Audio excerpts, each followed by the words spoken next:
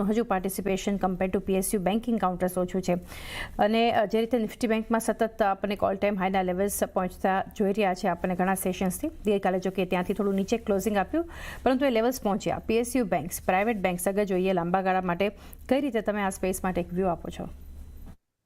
Well I think અમે ત્રણ કેટેગરીઝમાં divide કરીએ છીએ. એક છે private sector banks which are under pressure, public sector banks જેમાં most of the PSU banking stocks are trading below price to book value of one time.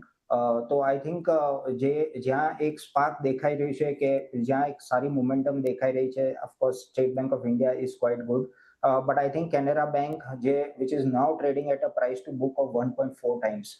તો I think valuation is gradually inching up અને માર્કેટને એક confidence આવી રહ્યું છે કે performance is going to improve only going forward. So I think this is a stock to look forward to. Apart from this, of course, Bank of India is looking quite good, and Bank of Baroda. We are particularly confident about certain banks which could be good niche takeover targets also. For example, DCB Bank છે, અને south based banks છે.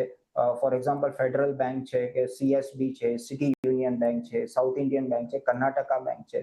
I think આ બધી banks એક નિશ સ્પેસમાં છે અને I think એમના ફાઇનાન્શિયલ્સ are also improving and I think એમને બેટર વેલ્યુએશન મળવાનો સ્કોપ છે ગોઈંગ ફોરવર્ડ. ઓવરઓલ એક વ્યૂ બેંક્સ પર બનતો જોઈ રહ્યા છે અને બધા બેન્કિંગ કાઉન્ટર્સ લોંગ ટર્મ માટે પણ એક ધ્યાનમાં રાખવા જોઈએ.